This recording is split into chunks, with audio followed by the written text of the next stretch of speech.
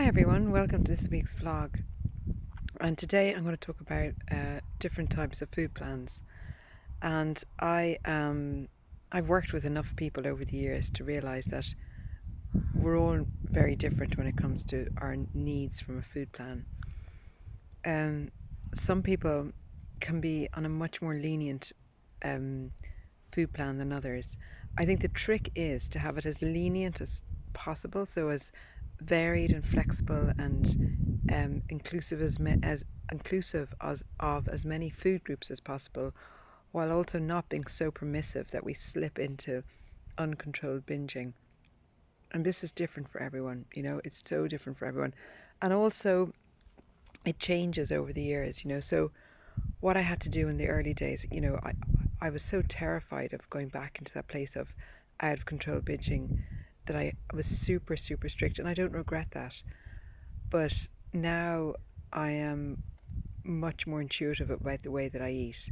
And that's happened, I suppose, as a result of getting happier in myself, letting go of fears, um, um, becoming self-assured. Um, I don't feel the need often to just escape and numb myself out like I used to. I feel basically pretty happy with life. So my food plan has reflected that. But in the early days, when I was all over the show and, you know, terrified of everything and in such a heap, I needed really firm boundaries, so that um, I didn't relapse into, or I didn't fall into out of control eating.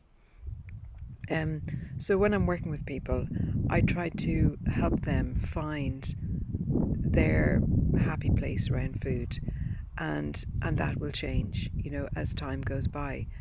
And some people can be way more intuitive around their food choices, and it's just a vague boundary around maybe having a set number of meals a day.